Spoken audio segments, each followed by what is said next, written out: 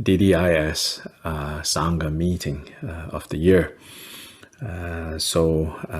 During this meeting, I will also talk about a little bit about, just to remind everyone about the format and what kind of expectations, as in mutual expectations, that we should have moving on into the new year.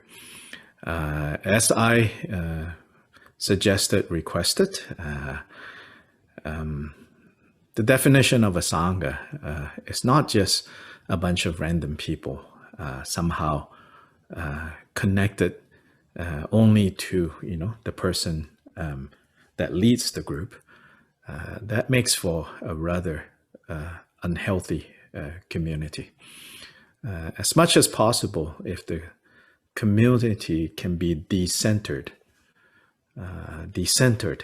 so that it's not so much of this kind of vertical relationship, but as much as possible, if we can see this, and it takes time, of course, understandable, as much as we can more and more build a horizontal set of meaningful and, more importantly, helpful and good relationship on the horizontal level. And on the horizontal level, together, to lift up everything. To lift up everything, to lift up everyone. And that is the vision of the mandala. Historically, traditionally, of course, mandala means center and periphery. So, in fact, I would be misrepresenting the tradition if I were to say, oh, it's always just kind of diffused. No, the very notion of a mandala is a center and a periphery. But the Dharma is something that is alive. The Dharma, especially the way that the Dharma is expressed, was expressed, right, by these great masters within historical context. So whereas the Dharma doesn't change, the expression of the Dharma necessarily changes, like everything else. I think these days it's better and appropriate for us to think of mandala less of the matter of center and periphery. The center is the leader, the guru, and all of that. But to understand the mandala as basically the teaching on how to view all our experiences within this mandala as to view and therefore to elevate, to elevate our experience of the mandala, or the experience of what we could call in non-Vajrayana language, the Sangha, as divine, as the divine palace. So that every one of us is a center and every one of us is a periphery. Yeah, not just, that person is the center and I am two circles removed from the center. Oh, she is 4 circles removed from the center. Oh, he is, 5.5 circles removed from the center. But no, every one of us is a center and every one of us is a periphery. And when we are able to do that, when we're able to see that and to remember that, then it becomes, a complete vision and experience of this innate purity. Kada, in Tibetan, it's called kada. Kada, ka is like the first alphabet. Da, dakpa, pure. So it means like primordial, pristine nature. And that lies at the heart, at the core of what is also expressed as Buddha nature, our innate nature as this Buddha nature. also a synonym for emptiness. Emptiness, Buddha nature, primordial purity. These are all synonyms. They're not like different things. Anyway, just a reminder. So when we say, we are a Sangha, we can also say that we are a mandala. So we are relying on this Sangha or this mandala to actualize this experience. And to actualize this experience, right now, we need to intentionally elevate this experience. As a technique, we have to intentionally elevate. That means we have to put effort into seeing, doing our best to experience, right? The Sangha, this mandala, this community, to be able to see each of us in each of us, both center and periphery. I would say, including to see, Is that Dr. Lai? Yeah. Great. Someone's fault as my fault, as much as someone's quality is my quality. Someone's fault as my fault. That this is interdependently arising. So then when I purify that fault in me, I can also help purify that fault in others. Thank you. Not so much running around trying to purify someone else. That it will never work. That it will never work, But if we work on purifying ourselves and say, when I purify myself, then the faults that I see in others, that also gets removed. So this is a little bit mysterious, right? But mystery is part of the tradition that we're dealing with. So anyway, so try to remember, this is the meaning of Sangha. And then along those lines, I want to encourage us to talk, when it's time to talk, and not just have me be the only person talking. The Zoom platform is a little weird, so at the right time, I think we should all unmute. Now, of course, if your system is very sensitive to feedback, then maybe, you should turn down your volume before you unmute. But if your system can handle, then we should unmute and have a more participatory. And all of you, I know some of you are like, oh, my English is not so good, Yeah, my Spanish is terrible, Some of you are like, oh, my Spanish is not so good. Yeah, but your Mandarin is very good, This is, we all come from different places, yeah. But all of us, we're a very small group, so we don't need to be shy, too shy, yeah. So anyway, we will begin with the opening recitation. Then again, if you can turn on your video, it's good to turn on your video. I know you're shy. If it is just shyness, then try to turn on your video. If it is more than shyness, and you have good reason not to turn it on, I'm not going to force you either. But to see and to be seen is important. And to be seen is part of being accountable, really. To be seen is part of being accountable. So sometimes we say, oh, to be seen. Oh, that means, I should dress up well, right? I should clean up my background. That is preparation. That is offering. We're making an offering to be seen, right? But like I said, I also know, each of us have, circumstances, particularly this night or that night, like, oh, no, turning on the video will be too distracting for other people.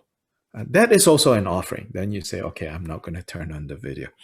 But otherwise, I encourage that you turn on your video because I think it is important and not just to see, but to be seen, not just to hear, but also to be heard. So whatever we can do using this format to make it more present for each other. Presence is important. And as a first step of presence is visual presence, right? So whatever we can do to do that within reason, please don't be shy. And maybe not the whole time. Maybe sometime, something's going on in the background that is too distracting. Turn off. It's okay. Yeah. These are just some of the quote unquote rules or suggestion on how we can participate. So I am going to ask Javier or someone to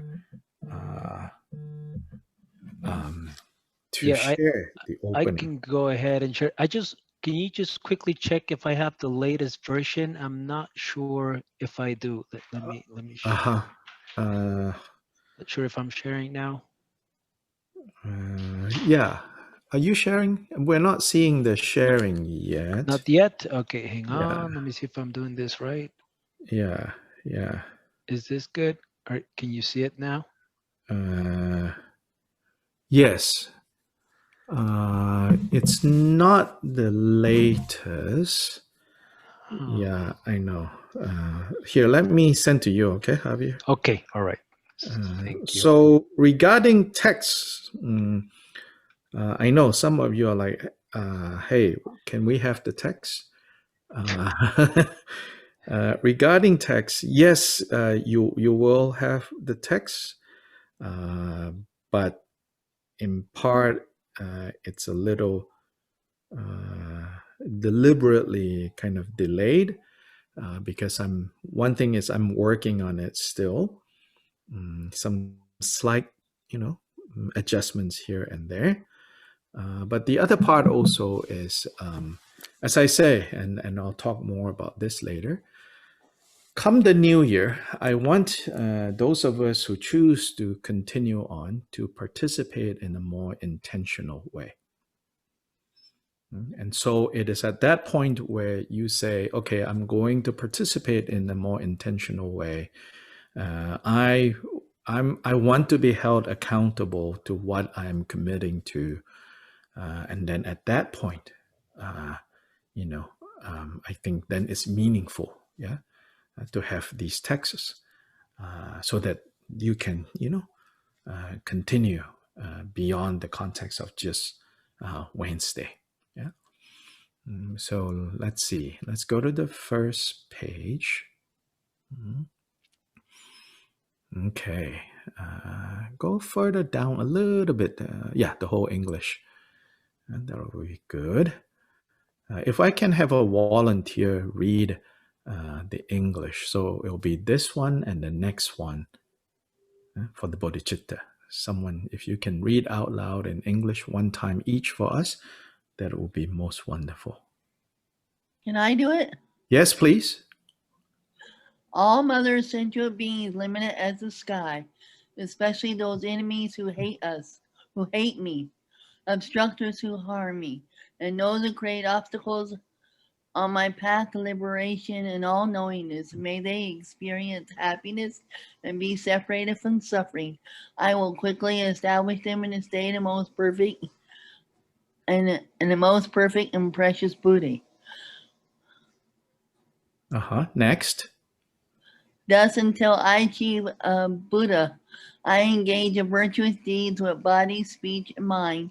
Until death, I engage in virtuous deeds with body, speech, and mind. From now until this time tomorrow, I engage in virtuous deeds with body, speech, and mind. Okay, and Javier, can you move on to the short refuge in the Buddha Dharma? Yeah, further down. And here, yes. Christina, do you want to continue or you want someone else? I'm coming. Okay. And the Buddha, Dharma, Sangha most excellent. I take refuge until Buddha until Buddha is reached. By the merit of generosity and other perfections, may I attain Buddhahood for the sake of all wandering beings. Yeah, next. Yes. May you want me to go on? Yes, the four immeasurables. Okay. May all mothers sentient beings, limited as the sky, have happiness and the cause of happiness. May they be liberated from suffering and causes of suffering. May they never be separated from the happiness, free from sorrow. May they rest in equanimity, free from attachment and aversion. And Javier, and to the next one, the sevenfold, the short sevenfold. Keep going, and almost there. Yeah, right now. Christina, we're starting with whatever slight virtue. Okay. Whatever slight virtue may be gathered through prostrations, offering, confession, rejoicing, requesting, and beseeching, I now dedicate to complete Buddha.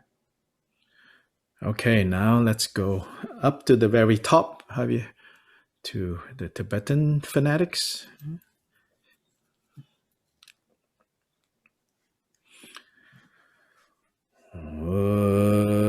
Dala Dhawa Jibe Dra Nopar Jibe Gek Tarba Dhan Tam Je Kempe Bardu Jobra Jeba Tam Je Gisu Jibe Ma Nangada Nyambe Senjen Tam Je Dewa Dhan Den Dungal Dhander Nerdu Lana Mebaya Dobra Zobe Janju Rimpo Je Dobra Jo Dala Dhawa Jibe Dra Nopar Jibe Ge Tarba Dhan Tam Je Kempe Bardu Jobra Jeba Tam Je Gisu Jibe Ma Nangkadang Nyambe Senjen Tam Je Dewa Dhan Den Dungal Dhander Nerdu Lana Mepa Yang Dabra Zobe Janju Rimpo Je Dobra Jo Dala Dhawa Jibe Dra Nopar Jibe Ge Tarba Dhan Tam Je Kempe Bardu Jobra Jeba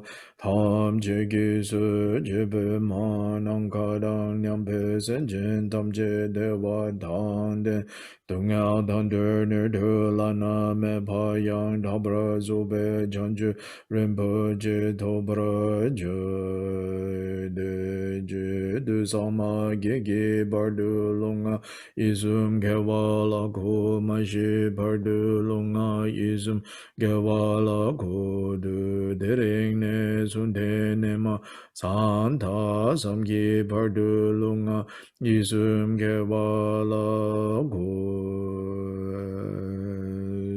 Zongye Joda Soki Chonam La Changchu Bardu Dane Gyabsu Chi Dagi Jinsu Gibe Zonang Ge Drola Penchir Sanje Drubraju Sanje Jodan Soki Chonam La Changchu Bardu Dane Gyabsu Chi Dagi Jinsu Gibe Zonang Ge Drola Penchir Sanje Drubraju Sanje Jodan Soki Chonam La Changchu Bardu Dane Gyabsu Chi Dagi Jinsu Gibe Zonang Ge Rola Penchir Sanje Drubraju Manang Kadang Nyampe Senjen Tamche Dewa Dang Dewe Gindan Tempra Gyurji Dungyao Dang Dungyao Gi Gyudang Drewa Gyurji Dungyao Mepe Dewa Dhammi Drewa Gyurji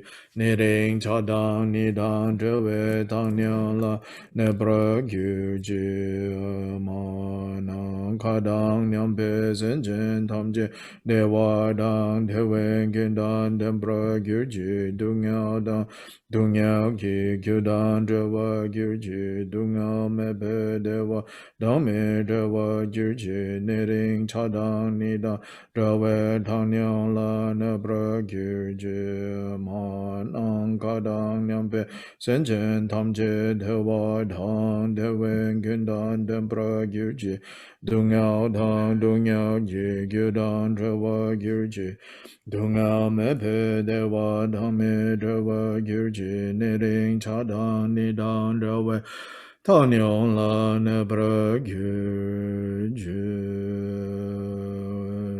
zhao zi wa dan ju jing sha ba dan ji zi yi ran gu jing so wa yi ge wa chung se da gi ji za ba tam je zo be chang ju chu ngu.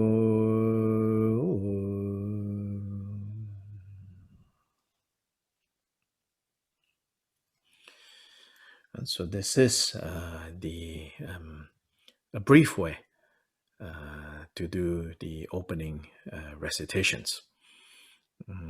So beginning with aspiration bodhicitta and engagement bodhicitta. Bodhicitta is basically, in this particular aspect of bodhicitta, which is called relative bodhicitta, then relative bodhicitta is basically, briefly put, the resolve to achieve, to ourselves achieve the state of Buddha for the purpose of being most helpful, most beneficial to all sentient beings. So that's like the plainest, most simple definition of relative bodhicitta is the resolve, the vow, the determination to we ourselves achieving the fully and complete awakened state, not for our own happiness, or not merely for our own happiness, but so that we can be in the best position, so that we can be in the best way, be of meaningful and effective benefit to others. For that reason, we say, may I swiftly, may I ASAP achieve the state of Buddha. So sometimes what that means is, sometimes, not always, not necessarily that everybody is going to always have this happen, but sometimes what that means is that certain types of negative karma from previous lifetimes might have to ripen all very fast, very quickly, all at once. So we have to be ready for that. So that means, having to overcome a lot of difficulties.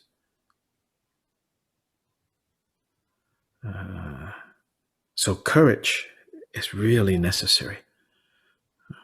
Most of us, we just experience a little, what I call spiritual paper cuts, then we give up. Oh, no, this is not working for me. Just a little spiritual paper cut. We say, oh, no, this is not working for me. I'm not just talking about other people. I'm really, talking about myself, little spiritual paper cut, like, oh, no, this is not working. Oh, I'm sad now. Oh, I'm disappointed now. or if not, oh, Mahakala, please take away my obstacles. Oh, Achi, please remove the hindrances. Oh, I need to bang the drum louder. Oh, I need to make, the circum offering more delicious, and then hope, oh, please, everything go away because, I'm trying to be a good person. So why does it have to be so difficult? That's all very natural. That's all very much the way we normally think,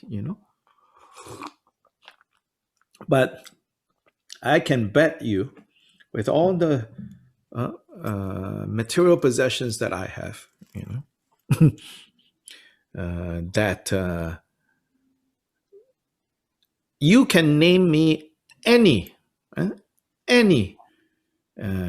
spiritual figure that you consider to be great, whether within Tibetan Buddhism, outside Tibetan Buddhism, within Buddhism, outside of Tibetan Buddhism, right? You can name me any of these spiritual figures that you think is a great figure, and I can guarantee you, they did not have it easy.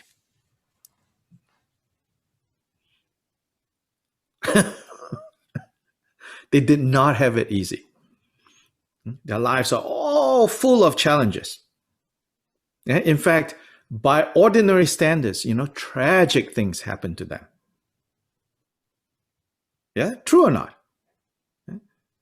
Where was there any spiritual figure of any tradition, that became great because everything just went right for them? Oh, everything was just no problem, everything. No, they all struggled, They all faced difficulties. Most famous, of course, we know Milarepa, but not just Milarepa. I can tell you every single one of them that we now remember to be a great being got it hard. Now, we are not saying, you should go make your life difficult. We're not saying, you should go around collecting suffering. As one of the texts that Khenchen Rinpoche taught, that Kyopa Jigden Samgön composed. He said, all the great masters of the past, they achieve their greatness not because, of suffering per se. And that's a different issue. And that is just pointing out that in contrast to the idea of like enduring suffering, what really made these figures great is the ability of these figures to accumulate merit and wisdom. The word accumulate is a little sensitive for some of us. It sounds very greedy, right? So what you can think of is the gathering. Just like when you need to get on a journey, you need to gather your resources. Preparation. So it is through the gathering and the preparing, the bringing together of both merit and wisdom, that then, finally, confusion is dispelled, Buddha qualities are expanded. And all of that happens,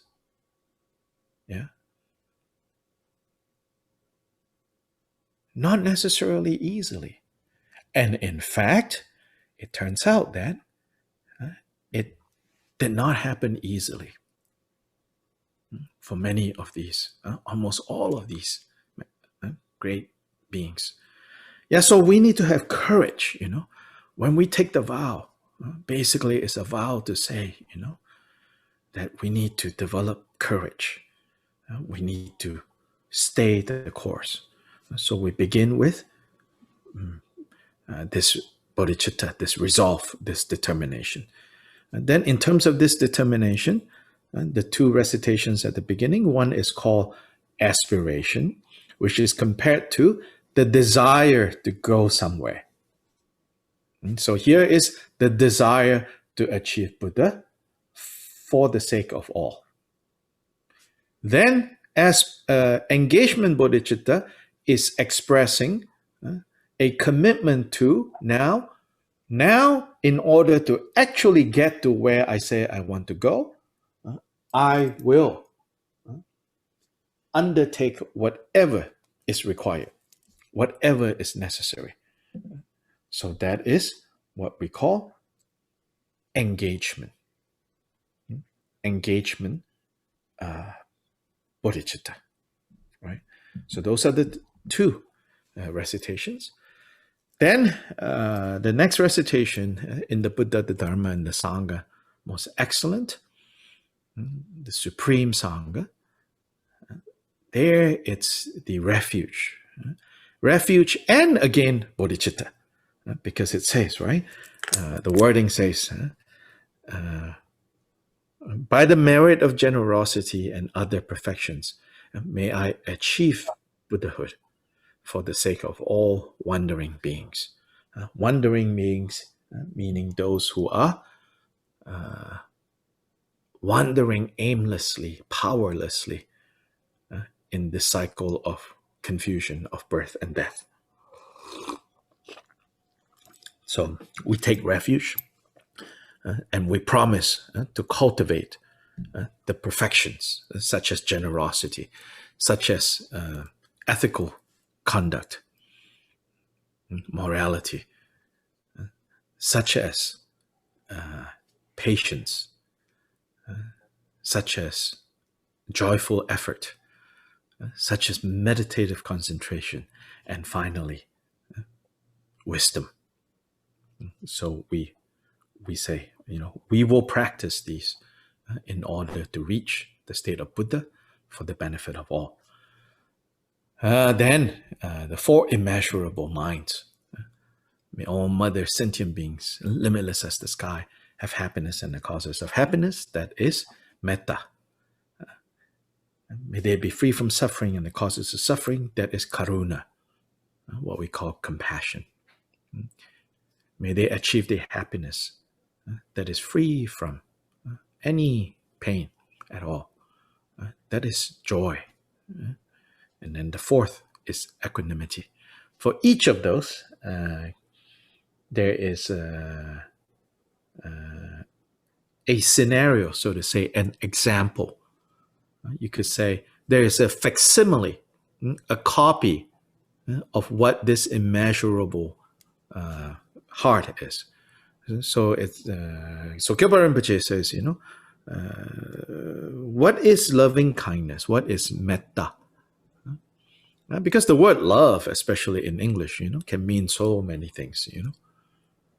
From a romantic love to loving burgers, which cows are afraid of you, if you love burgers, So that word love has a completely different meaning. Love of country, love of money, love. So here, what is the definition? Kyopa Rinpoche says, when a mother sees her child playing happily, and that warmth that the mother feels for the child, Kyopa Rinpoche says, that is what we are talking about when we say metta. So he says, develop that kind of warmth, the warmth that a mother very naturally, spontaneously will have when she sees her child playing happily, playing safely. Develop that warmth of heart. Extend it to all beings. That is metta. Then he said, as for this thing that we call karuna, which is translated into English as compassion, what is the facsimile? What is a taste of that? He says, it's when you see someone, when you see someone suffering from a terrible disease. So during Kyopa Rinpoche's time, leprosy was that terrifying disease, such as the way we think of cancers, AIDS, and now COVID, When you see someone suffering a terrible disease, right, you automatically, without anyone teaching you, you just feel, I don't want this person to suffer. I want this person to be free, to not have to suffer in this way. So that, he says, when you extend that to all beings, that's the immeasurable karuna. Then joy. Joy, it is said that is the feeling that you have when friends who have not seen each other for a long time meet again. So that is joy. Another example given is, and this example we won't know much about. It's said that when a baby camel is reunited with the mother, the joy that it expresses, So for us, maybe better the friends example. Friends who have not seen each other for a long time, unexpectedly meeting again. Oh, that feeling, that is joy. Then equanimity is The example given is in ancient India, some great kings, they are encouraged to, from time to time, whenever they feel very generous and they want to do a great act of generosity and bigness of heart, they will sponsor what's known as like a universal feast, so that everyone in their kingdom can all come together and receive large amounts of prepared food and entertainment according to what each group, each caste, each system can or cannot eat. So in Indian society, it's quite stratified.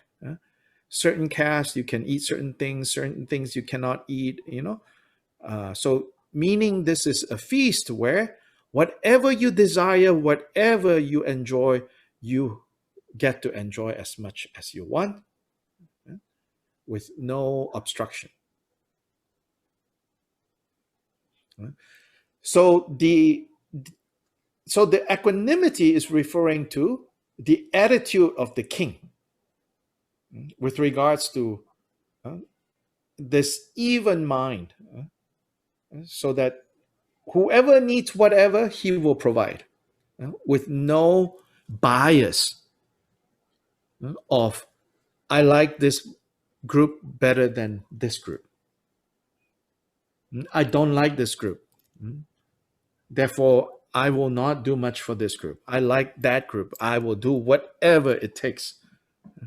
Free from that bias is equanimity. So these are the 4 immeasurables.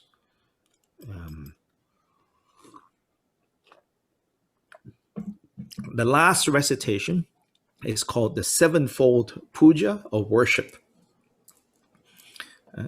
meaning it has 7 elements in there. First element is paying homage. Paying homage, paying respect is ultimately, in this context, it's recognizing the qualities of the Buddha Dharma Sangha. Understanding what is it that makes Buddha Dharma Sangha so special and therefore so admirable. Admirable in the sense of, I want to achieve those qualities. And therefore, I look up to these qualities. I will pay homage with body, speech, and mind, meaning my entire being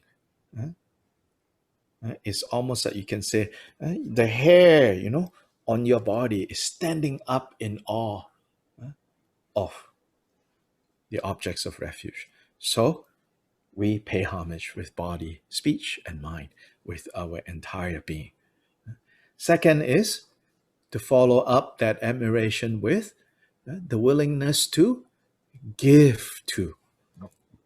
And because giving is, in the end, about opening our hearts. If we cannot open our hearts, if we cannot open our fist, if we hold on tightly to our resources, to our opinions, to our identity, to our stubbornness, if we hold on tightly, whether with our fist or with our hearts, nothing can come in. Those qualities that you admire so much about Buddha, about Dharma, about Sangha, they will always be sitting around out there. They cannot be transferred to you. So the second element of making offerings is really a skillful method to open your hearts, to open your mind. Otherwise, those qualities cannot be transferred. So we make offerings. And then the third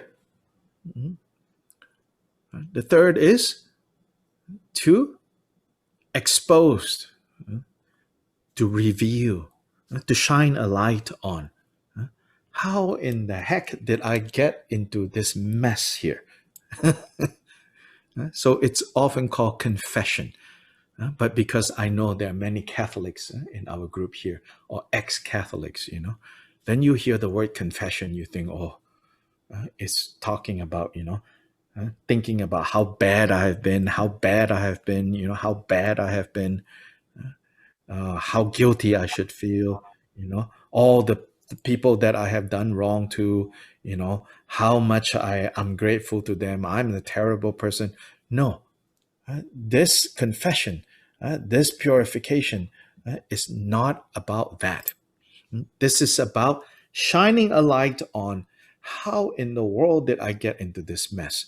How is it that I have absolutely no control, no ability to, when I feel like sad, to say, okay, hey, sadness, stop. No ability.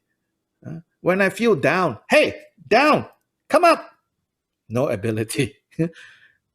Something happens, oh, I get so jealous, But then you say, I get jealous. Well, if it is really I, then you would think you can turn it off and say, hey, hun, stop. No, cannot stop. How in the world did I get into this mess? It's through karmic conditioning.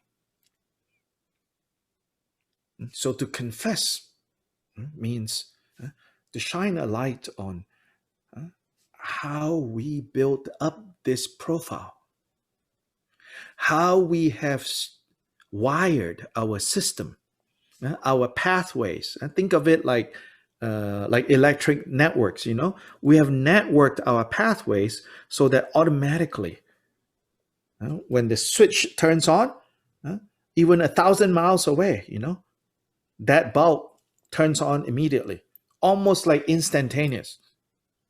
That's because we have been wiring our internal networks in a way that naturally moves in the direction of suffering. So now we want to rewire. So this is about the confession. So this is the confession, right? The third aspect of this. So then the fourth aspect of the seventh aspect, you can say, is the mirror image, the other side of confessing is rejoicing. How is rejoicing the other side? Like a coin, a coin necessarily has two sides. So one side is to confess, to reveal, and therefore to leave behind, right? So confessing also need to leave behind, to determine to say, no, I don't want this anymore, right? I am tired of this. I don't want this kind of suffering anymore. I don't want this kind of narrow mind anymore. I don't want this kind of jealousy anymore. I don't want this kind of pain anymore. I don't want this kind of attachment anymore because it's painful, right? So, okay, that's the confessing. The other side is rejoicing. Because if you only have confessing, it can get a little depressing. You might think that all that there is in spiritual practice is to look at how messed up you are. No, it's not just that. Rejoicing here is telling us, and look around to see the good that does exist in this world, the good that so many people are exercising, are showing, are manifesting. So we rejoice. So we learn to see the good that exists in this world. We learn to see the kindness that people show to each other. We learn to see and appreciate the generosity that we see around us. So this is, in a way, planting a seed for deity yoga practice. Deity yoga practice is the practice of seeing innate purity. We cannot see innate purity if we walk around thinking everything is just bad. So to rejoice, right, is to be delighted, is to learn how to recognize when kindness is happening, is to learn how to recognize when non-attachment is being experienced, is to learn how to recognize when love is shown, when compassion is exercised, then we rejoice in it. So that's the fourth of the seven. Then The fifth and the sixth is closely related. The fifth is called requesting. So this is requesting. This is to request the Buddhas. So here, is expressed as requesting the Buddhas, right? How to request them to do what? To request them to turn the wheel of Dharma, we say, meaning to teach the Dharma. So here, actually, it is not just towards Buddhas. It is to all who are capable of teaching the Dharma, we request them. Please teach the Dharma. Please guide us. This is also telling us that, even though, for example, Buddhas, their very nature is they will teach the Dharma. But even to someone like Buddhas who naturally will teach the Dharma, it is said, we still have to request. So a few things we can understand from this. One is, we cannot take Dharma for granted. We cannot take Dharma for granted. Even Buddhas whose nature is to benefit others by showing the Dharma, it is said, unless somebody requests the Buddha to teach, Buddhas will not disturb other people by saying, hey, you want to hear something? Let me tell you something. Let me tell you something. Yeah? No. Sometimes we feel like that, like especially if we're newly converted, so to say, to Dharma. We think we should go tell everybody now. Then we think that we should tell all the people around us why I am so enlightened now and the rest of my family is not, We don't do that. We say, don't disturb other people's minds. Don't give up your own truth. And this is a good guideline. This is how we can have true respect and harmony, especially within different spiritual traditions. Don't disturb other people's minds. Don't go poke holes, in what other people have faith and trust in. But don't give up your own truth. Don't be wishy-washy. With regards to your own path, develop confidence and certainty. And then don't go disturb other people. That's a related matter. The main matter here, the main point here is, even towards Buddhas whose existence is completely to benefit others through the teachings, even for Buddhas, we have to request. How much more to others who are not Buddhas? It's important for us to request the Dharma, to show that we appreciate the Dharma, because if we don't ask for it, that means we're not ready for it. And if you're not ready for it, no matter how much the teacher or the person sharing the Dharma try to kind of pour it into you, it says that it's like an upside down container. The opening of the container is upside down. So no matter how much good things you pour in, nothing is going to go in. Yeah? Then the beseeching there is to say to the Buddhas, please do not abandon us. Again, this is kind of like poetic, because the very nature of Buddhas is they don't give up on us. But we should not, again, take them for granted. We should still say, please, don't disappear on us. In the end, right, Buddha's guidance will never disappear from us. In the end, it's us that is doing the disappearing act. It is us, that stubbornly reject the presence of Buddha. But here we say, please, don't pass into nirvana, it says. That means don't disappear, But that is actually praying for the longevity of Dharma within our hearts. Then finally, the seventh one is dedicating merit. What this means is, all the good, right? all the good that we have accumulated, we should not like keep it, and say, oh, this is mine. That we should remember again. Why are we doing this? We're doing this now, back to bodhicitta. We are doing this for the benefit of all.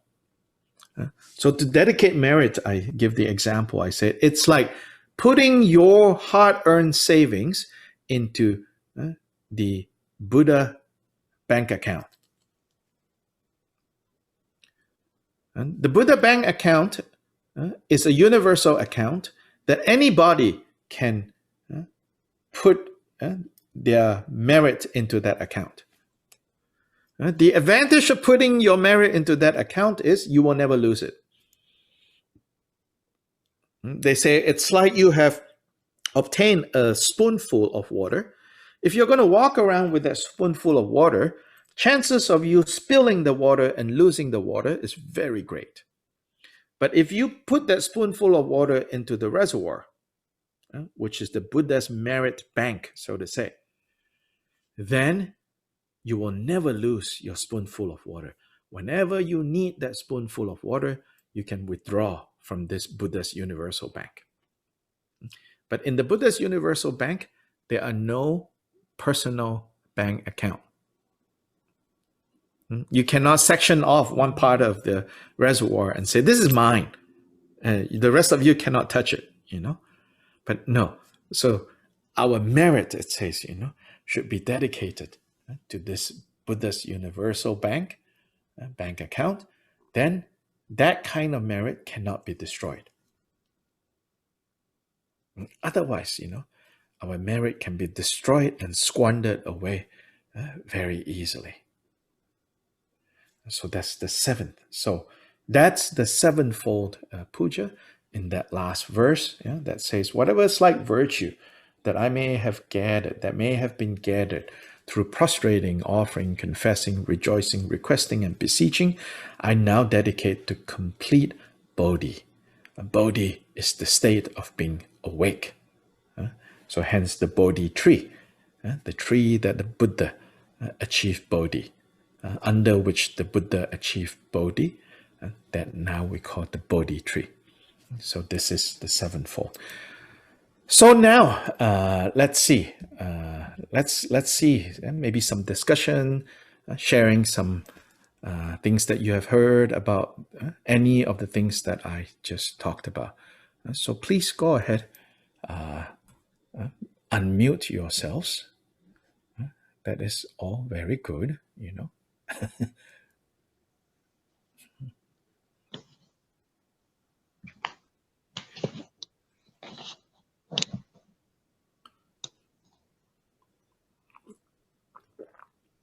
Don't be shy. Can I ask a question, Dr.? Yes, yeah, a question too. Yes. It's not related to this point immediate to this session, but you mentioned before in one of the other classes that the beings live in different.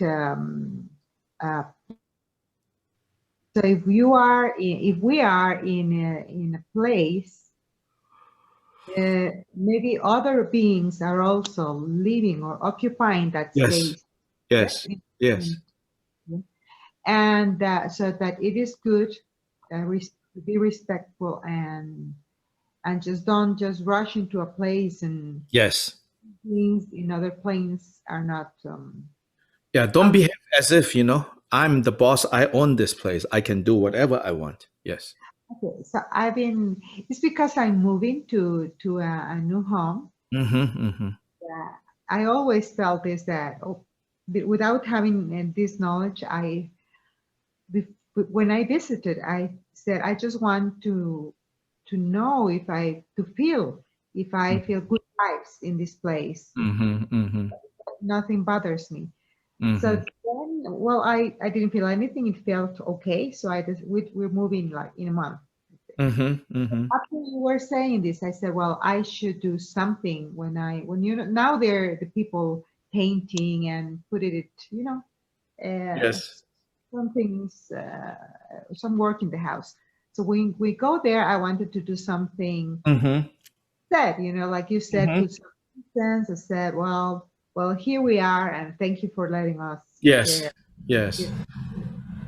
And if you can advise something, what can I Yeah, do? the four immeasurables is really good. Okay. Of course, you repeat the words, but when you're repeating the words, you try to mean it, you know. Then you think, you know, oh, those of you who are here, you know, I'm now here. I'm the latest arrival to here. You know, whoever is here, you know, may you have happiness and the causes of happiness. May we have happiness and the causes of happiness. May we be free from suffering and the causes of suffering. Yeah. So you just repeat the four immeasurables. Kyopa Jiten Sumgan says, you know, there is, for example, the tradition of consecrating Buddha statues, you know, like holy objects. It is, yeah, in the Vajrayana tradition especially, there are things that are taught, you know, what you need to do to like make like the blessing come and stay with the object. Yeah. So there are many like very detailed instructions on things like that. So in Jiden Sumgun's 12 volumes, there are some texts, you know, with very detailed information about you have to put this, you have to put this, you have to put this on this side of the statue and put that on that side, all of that, yeah, that kind of information.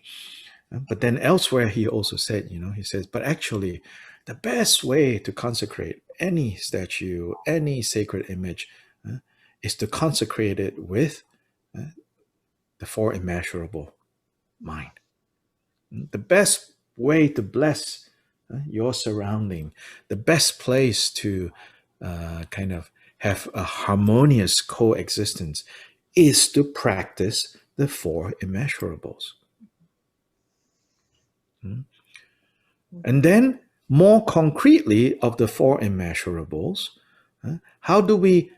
The four immeasurables are states of mind or states of heart, right? Then, how do we manifest these states of mind and this heart? Through through being careful about avoiding the 10 non-virtues and practicing the 10 virtues. When you practice the 10 virtues and you avoid the 10 non-virtues, whether it's Muslim neighbor, Christian neighbor, atheist neighbor, even Satan worshiping neighbors, they all are delighted that you practice the 10 virtues. And you avoid the 10 non-virtues because nobody wants to be killed. Nobody wants you to steal from them. Nobody wants you to violate their sacred relationships, right? Nobody wants you to lie to them. Nobody appreciates those things. Humans, spirits, animals, whatever. Same. So if we cultivate the 10 virtues, give up the 10 non-virtues. But it's important to keep the virtues and non-virtues clear and to practice them based on the four immeasurables and not based on moral superiority. I'm a good person.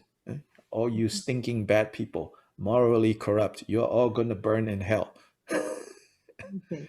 Yeah, because it's easy sometimes, you know, when we talk about practicing the virtues, giving up the non-virtues, right?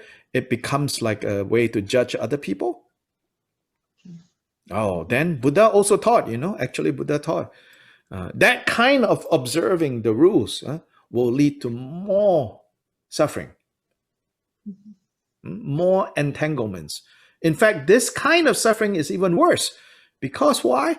Because what was given us as medicine to cure our sickness, we have turned that into poison. That's even worse. So, especially for religious people, spiritual people, when we observe the vows, when we say, you know, I want to minimize my non-virtues, I want to engage in the virtues, it has to be done based on the four immeasurables. If they're not based on the four immeasurable minds, then they can become very tight, very judgmental. And this is very hard because we're watching Mitch O'Connell say no to $2,000 to us, but yet they're raising the Pentagon, and we're just watching this play out, and it's just very hard to keep our virtues and not going into non-virtues. Yeah, so we turn the light backwards. We don't count other people's cows. We also don't focus on right, the splinter in your neighbor's eye and miss the log in your own, as Jesus says. Dr. Lai, I had a question about dedication. About what? Dedications. Yes, dedication. Yes. I'm currently working through the Loncheng Nigtig Gandro with my root teacher. Studying Patru Rinpoche's words of my perfect teacher under the refuge chapter. He talks about that one moment of anger towards a bodhisattva destroys 100 million aeons of merit. Yes. So I'm wondering how that works with dedication and stuff, because if you have banked it in the Buddha bank, then it cannot be destroyed. Okay, so it can never be destroyed even after you dedicate it. Yeah. Okay. But of course, try not to be angry. What is the base and then cause and fruition of anger? Like, is irritation considered a base if it's towards an individual? Okay, anger here. Here, anger is more specifically talking about ill will. Okay. So it's not, irritation is definitely also a mental affliction, but it's not what will destroy merit. Mm-hmm. What will destroy merit specifically is ill will, meaning not just anger, you know, as we say, you know, Rosa Parks, you know, got tired of being told she can't sit in the front. This is American history, civil rights history, right? United States civil rights history. So she got angry, right? But her anger is not ill will. Yeah, so it's different. Yeah, here we're talking about ill will, meaning you want to hurt someone, you want to harm someone, you really want someone to burn in hell, right? You want to see someone suffer. That kind of mind can destroy. All right, thank you so much. Lots of virtues can be destroyed by that kind of mind. And when we lash out, when we want someone to suffer. So particularly, right, the essence of bodhicitta is wanting people, wanting others to be free from suffering. So the most dangerous, therefore, to the bodhisattva vow is ill will. Yeah. But if you ask me, I also want to say, you know,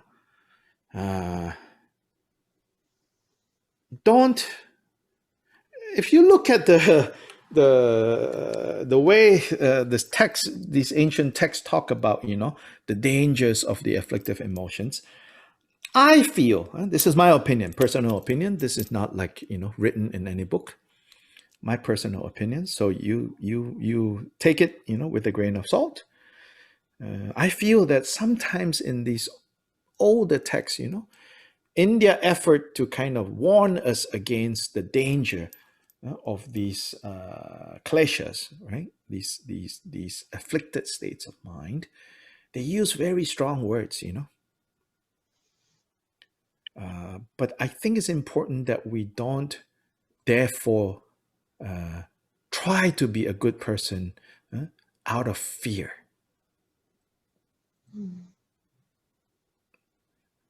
That doesn't work, at least these days. Out of fear.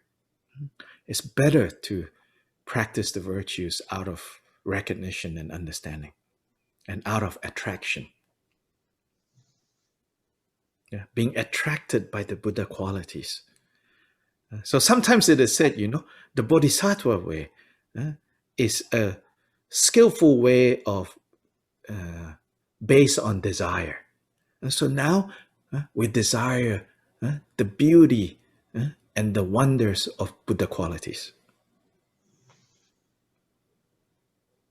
Then sometimes they say, the Arhat way is based on aversion, but not ordinary aversion. Aversion towards the negative states. Whereas Bodhisattva's motivation is a special kind of attachment, which is an attachment or a desire for the beauty of the Buddha qualities. So I feel it's better to take that approach, to be inspired by Buddha qualities and therefore seeing the faults of the opposite of those qualities, we quite naturally drop them, right?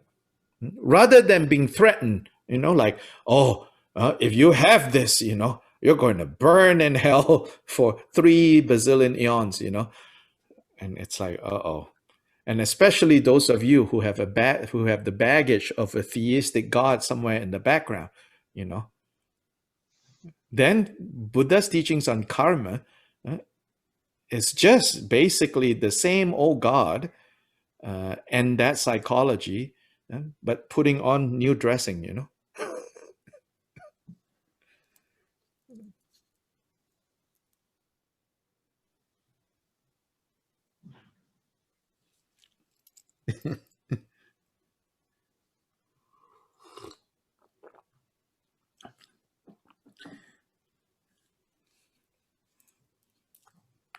Dr. Lai? Yes. Yeah, when we do the short seven limb prayer. Yeah. Uh-huh. Yeah. Well, in the longest version, the one that is in the King of Prayers, we have like visualization of million Buddhas and offerings in limitless offerings. Yes. And we confess to these Buddhas and so on. Yes. Yeah.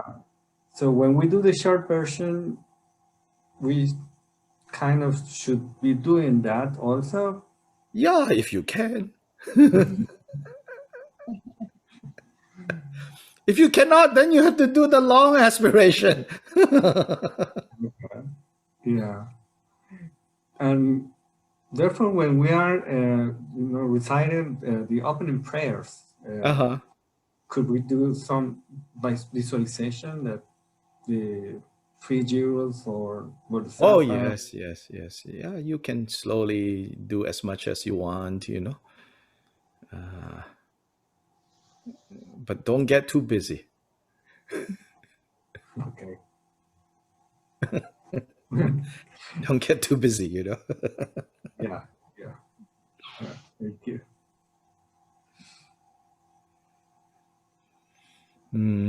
Dr. I feel personally that sometimes Tibetan Buddhism has been too technique oriented, or the way that we have understood it. I'm not saying that the tradition is like this, but what the lamas are saying is not necessarily what we are hearing. And I think because of our cultural baggage, we are hearing it in a very technical, almost like taking a class on how to repair your computer, like very technical, all the details. And then we try to memorize all the details.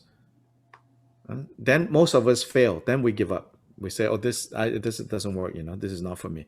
And then some of us who succeed, we think we succeed, but all we have succeeded is to memorize, how to repair, your computer. But no computers will ever get repaired that way. So we say, the map is not the territory. The menu is not the meal. The meal, the territory, It's a matter of the heart.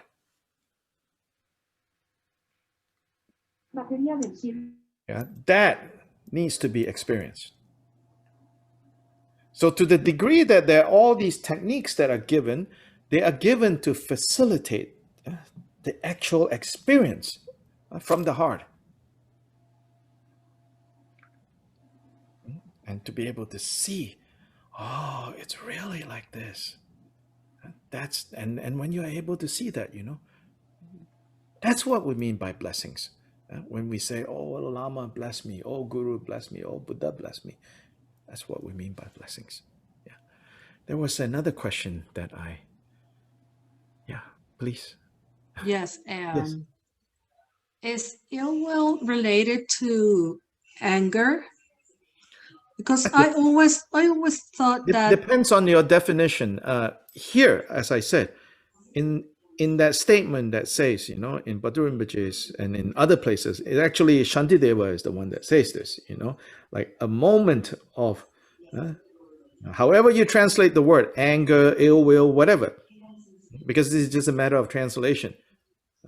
Shantideva is the source that says on the chapter on patience, at the very beginning of that chapter, it says, a single moment of this thing, will destroy all the merit that has been accumulated in thousands of eons.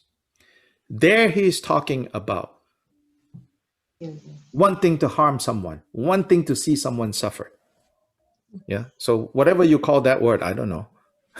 Anger, ill will, pissed off.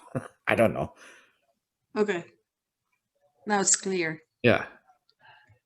Now, like I said, like sometimes, like we say in English, we say pissed off. That you don't necessarily want to harm someone. Yeah. Is that okay? No, of course it's not okay, because when you're pissed off, you're not comfortable. You're like, right? But that is not what Shantideva is talking about.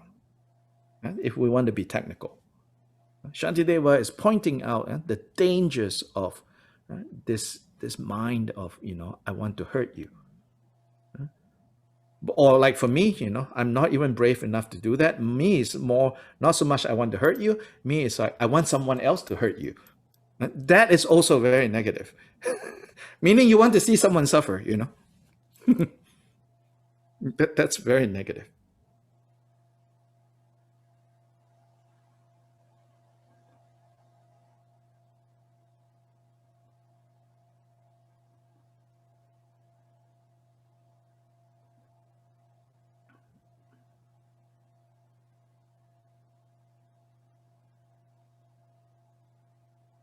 Yeah, other questions or comments?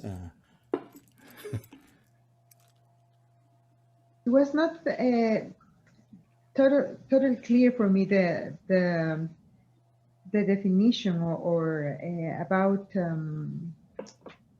let me see, confession. Can you just do it again? Just clarify. Compassion is simply, you don't want to see, you don't want someone to experience suffering, and you want to remove that. That is what we call karuna.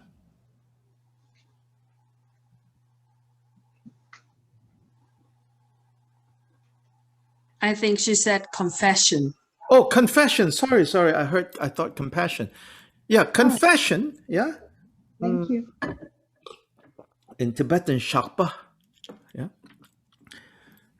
To confess, what we translate into English as confess, is literally to expose, to reveal. That means to reveal clearly for ourselves to see, acting in this way leads to this suffering, this suffering, this suffering, this suffering. I don't want this suffering. I better not act in this way. Mm-hmm. So the act of confession is an act of clarity, not an act of guilt. See, theistic confession is about feeling guilty. and wanting to unload the guilt. That is theistic confession. So often we say, if you walk around with that guilt, it will make it heavier and heavier and heavier, right? And so there is a quotation from the Bible, the wages of sin is death, as in your guilt will finally kill you. Your sin will finally kill you. Buddhist understanding of confession is not based on that. It's based on recognizing that all of us want happiness, don't want suffering. And happiness and suffering doesn't fall from the sky. Happiness and suffering is the result of causes that we have created. So once we understand that, if we want happiness and we don't want suffering, then we need to know what causes to create and what causes to avoid. So in terms of this confession, in more detailed teachings, it says, you can successfully confess, again, this word shakpa, okay? You can successfully, so shakpa is a broader idea than just confess. It's a way to be free from. But free from what? Not really free from guilt, although guilt is somewhere in this picture, but guilt is secondary. What do we want to be free from? We want to be free from primarily the causes of suffering. So we say there are 4 powers involved in successful shakpa, in successful purifying. So these 4 powers is called the power of refuge or reliance. Actually, let's start the other way. The power of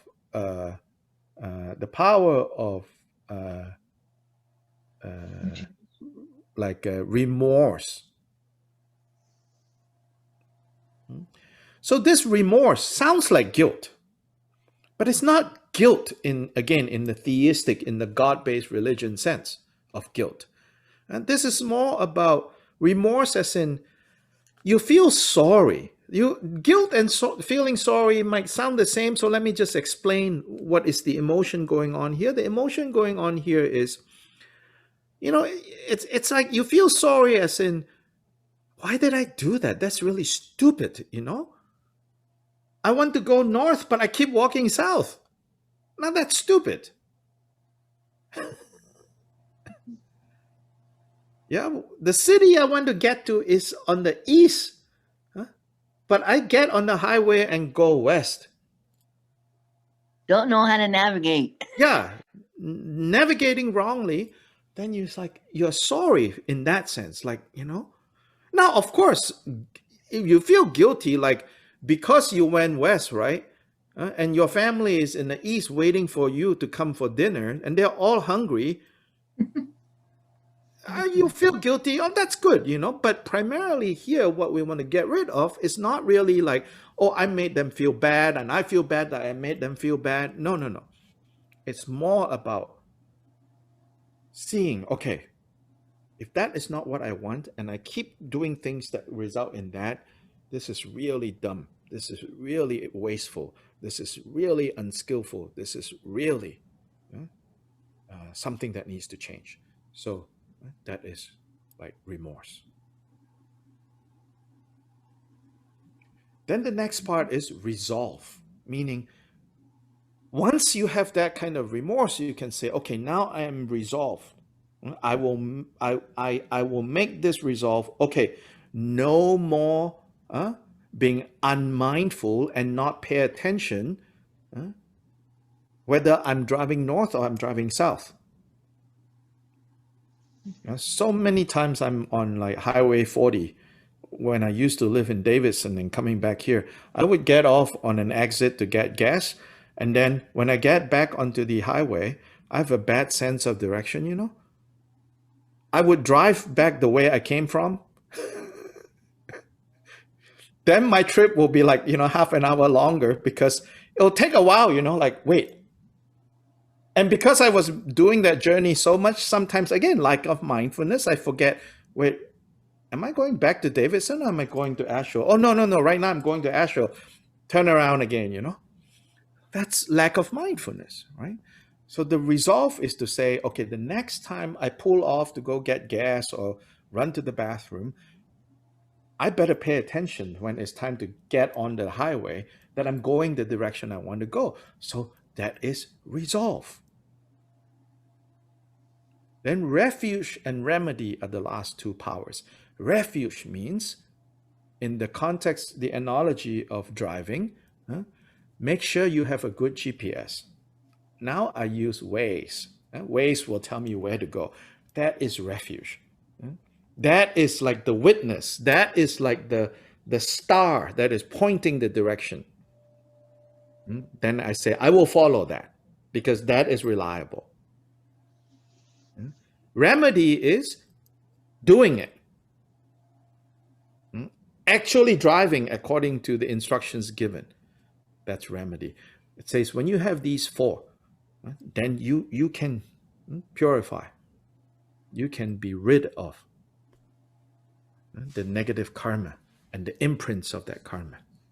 So this is related to this question about confession, the purpose of confession, and how confession works in the Buddhist context. So confession is not a very good translation.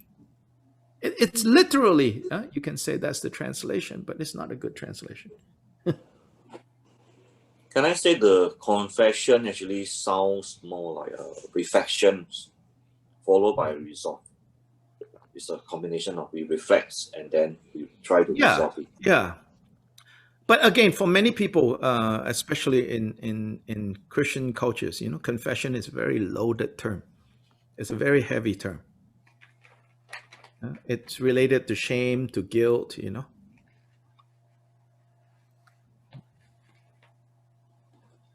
I'm very grateful for this discussion. I had heard you talk about these 4 R's in the past. I realize now that I was confused about remedy. Because, and having, having grown up as a Christian, I thought of remedy as somehow undoing. Oh, yes. Oh, yeah. Right. But that's not what it is. No, that's not what it is. Like you are not like, okay, now I need to knock on every door. Right. NBC, there was a sitcom, My Name is Earl. I don't know if you ever watched that. He has a list of all the people he has wronged, and so now he read about karma in a bookstore, and he is like so convinced about karma. Then he has this long list of all the people that he has wronged. So every episode in that sitcom involves Earl looking up one of these people to fix, the wrong. No. That's not the remedy we're talking about here. Yeah. It's more like actually putting into practice the lesson from remorse. Yes. Yeah. Yes. And then, of course, in each context, for example, in later when we start learning about like the foundations, like one of the foundations is the Vajrasattva practice of the 100-syllable mantra, which, by the way, tomorrow, the New Year's Eve program is based on the Vajrasattva recitation and purification. And I'll talk about these 4 R's again. And there, the remedy specifically is referring to the visualization and the repetition of the mantra and the doing it of that meditation, of that, cleansing and letting go. So going beyond all the technical details, the 4R and this and that, what we're talking about here is let it go already. Yeah. Let it go. Drop it. Yeah, drop it. Just leave it alone. Including, Kathy, I totally understand because it's so much part of this culture, the idea of you need to fix it, and gosh, the more you try to fix it, the worse it gets. Because other people might not want it fixed. And so much of that wanting to fix can quickly turn into, you don't even care if that other person wants it or not. You want to clear your conscience, you see? And it will never, it just gets worse. Thank you so much for that clarification. That's really important to me. So here, the dropping it is not, it's also not like a narcissistic drop it, like, I don't care what other people think. I'm over it now. You can also be a real jerk, living life like that. We're not talking about that kind of dropping it. Yeah. This is a dropping with compassion to yourself, to others. And say, yeah, I recognize, how unskillful that was, and what kind of suffering I created for myself, I created for others. And of course, people are angry at me right now. And I cannot change their mind. I cannot go tell them. I cannot say to them, hey, I've changed, so please be nice to me. No. But what you can do is you change, you resolve. I am not going to, repeat this pattern, this habit of harm, of suffering. Then leave it. Leave it. Drop it. Yeah.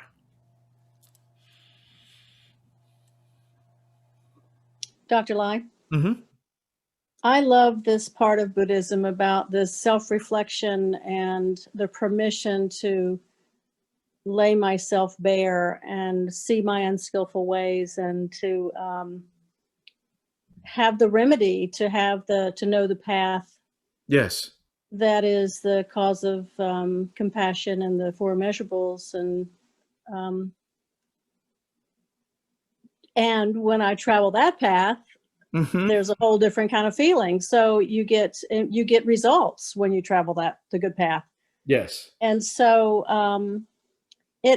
I like that I can open myself to inquiry to see where I still have some work to do.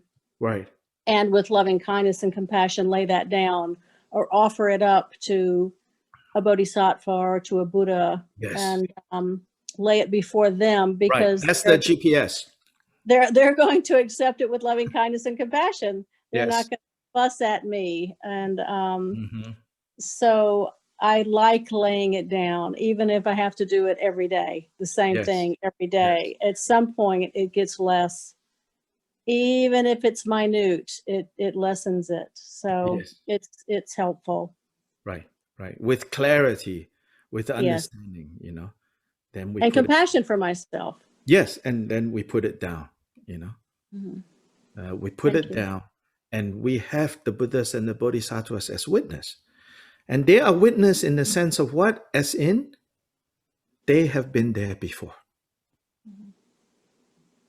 They know. They know, how hard it is. They know how sticky it is. Some of us don't know. Some of us, like religious teachers, we talk about this so much, we forget, and we think that we are so perfect now. Then we have this holier than thou attitude, But Buddhas and Bodhisattvas, they're not like that. Sometimes we think of them like that. Sometimes teachers talk about Buddhas and Bodhisattvas as if they are like that, but they don't judge at all. They totally get it, how difficult it is, to not repeat the madness that we repeat. So that when we find ourselves, doing the same darn thing again and again, you never have to feel shy or feel that you have let down. The Buddhas and Bodhisattvas are going to judge you. No, they get it, They get it. And that's why they made that Bodhisattva vow to do whatever they can as quickly as possible to become Buddhas for our benefit, for my sake. So one great master, I think I've shared before in another context, one great master of Pure Land Buddhism in Japan, he said, Amitabha made the 48 vows, the Bodhisattva Dharmakara. That's the story. Before Amitabha Buddha was Amitabha, he was a great bodhisattva called Dharmakara. And he said that Dharmakara made his 48 vows only for me, entirely for me. Entirely for me. That's not based on logic, okay? But that's based on having truly experienced the meaning of the Bodhisattva vow. Again, sometimes Bodhisattva vow can become very abstract, can become very like mechanical.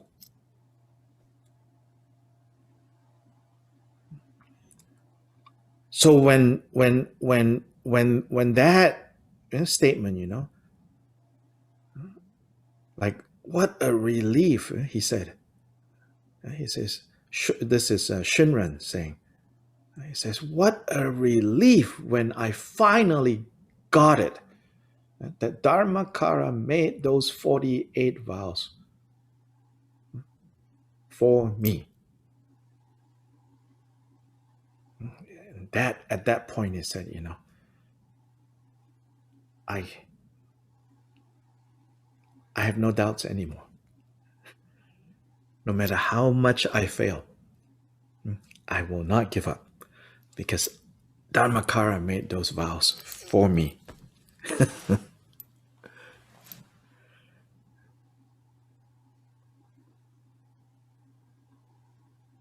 A little bit, like how Christians talk about, Jesus died on the cross for me. A little bit like that. There's some of that in Buddhism.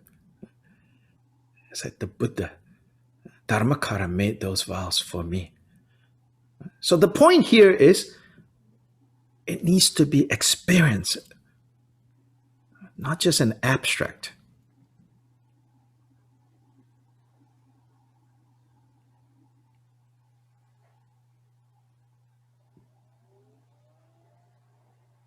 Yes.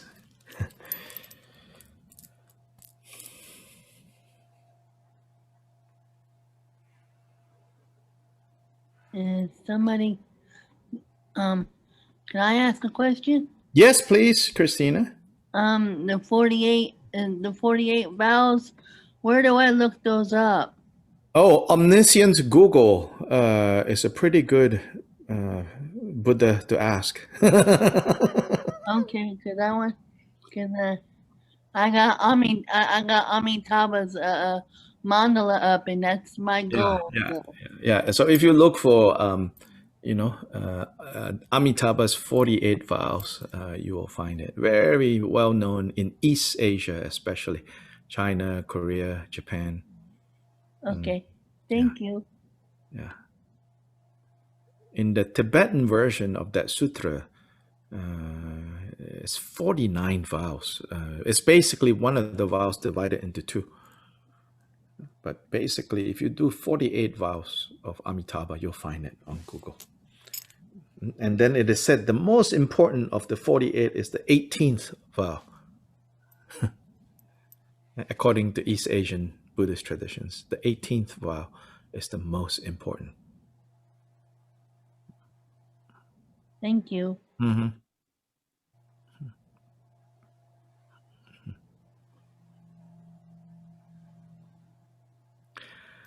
Okay, let's see. We have a little bit, about 20 minutes. So I want to read one section of the longer lineage essay that I wrote, the longer one. It's on the Drigung Dhammakirti website. So a few things I want to call your attention to. One that I've already mentioned that says most accounts of lineage in Buddhism, especially Tibetan Buddhism, are recorded as singular linear progression from master disciple. And this gives the impression of lineage being similar to a family tree, though with only one male child per generation, who somehow solely continues the family line to the next generation. But just as such a family is biological impossible, so is such a lineage impossible. So what I am in that section basically saying is that although we say, like for example, the Kagyupa, we say Tilopa, Naropa, Marpa, Milarepa, right? Gampopa, Pamodrupa, Gawadrugumpa. We say 1, 1, 1, 1, 1. But in fact, that's not how it was, Every one of these had many, many teachers. And they also had many, many students. Yeah, so it's not like this one clean line coming down, Yeah, so that's one thing to remember. So just as so there's all these branches, okay. So then so this is something, maybe I should say something. So I go on in this essay to say that for me, like lineage generally that the story of lineage is one of a multifaceted, multi-layered, and multi-directional process. Each lineage master was influenced and trained by many teachers, and each of them in turn taught and trained many disciples. Furthermore, we must appreciate that lineage is necessarily something produced or constructed and understood backward. It is something done retrospectively.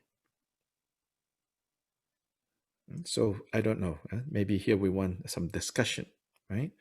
So what I mean here is, thus, we don't actually begin with the primordial Buddha Vajradhara, but we start with me. I mean, not to be narcissistic, but really that's how it is.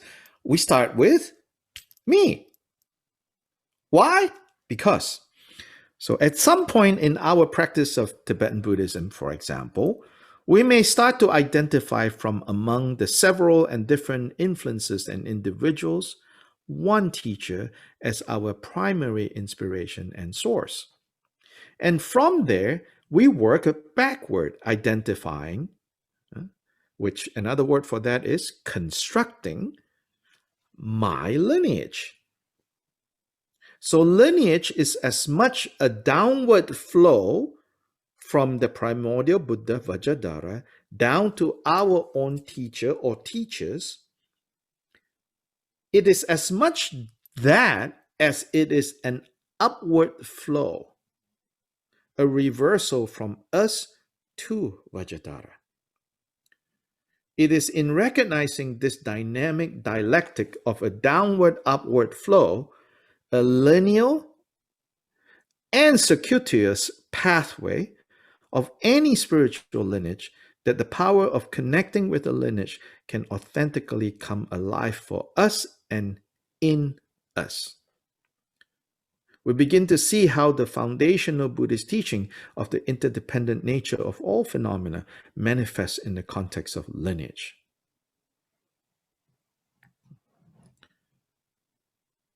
Yeah? Yes, you can say, oh, primordial Buddha, Tilopa, Naropa, Marpa, da. Right? But that's really lineage, like in the kind of objective sense, out there. In a subjective sense, you always start with, all you have is me, yourself, right? Then after a while, right, you kind of more or less, kind of focus on one, and you say, oh, this teacher is from this lineage, and he has, his fellow teachers, they're all from this lineage, then from this lineage, up, up, up, up, up. So it's both ways.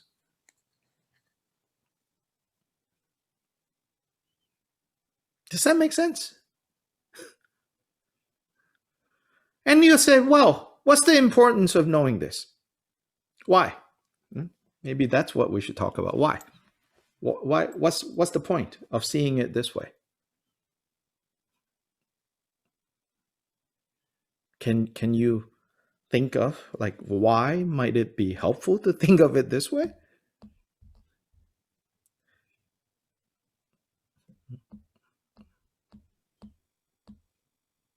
Any thoughts?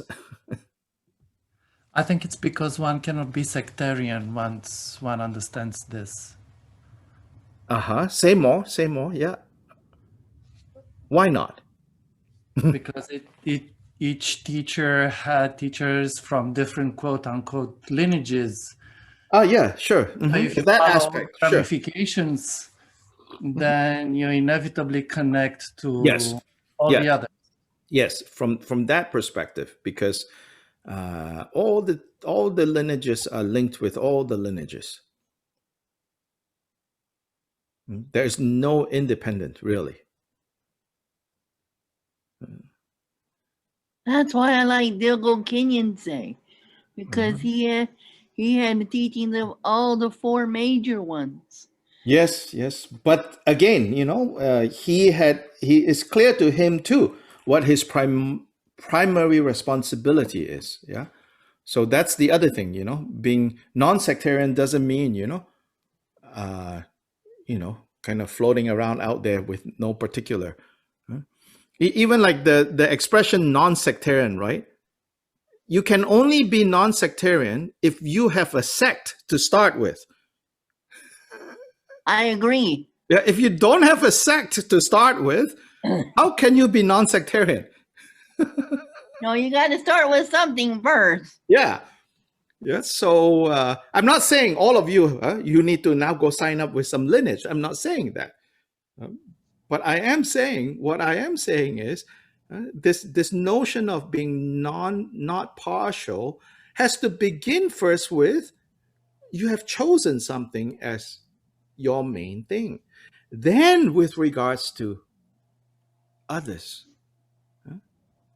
you don't become biased and say mine is better than yours. Or mine is right and yours is wrong. Well, see, that's what I was going to say next. Yeah. Well, when you get your foundation, when you get your main root, you get your main foundation of your lineage, and like you said years ago and up to now, you get the foundation, everything you know about that particular lineage that you are in. Then you can branch out and look at other lineages, and then and then you get to understand how they do things. Exactly. And guess what? You can go to other temples and go to other retreats and other things and learn a little bit off of each lama or each sect. Yeah. And that's what I do. I'm not lama shopping. I learn off of each one.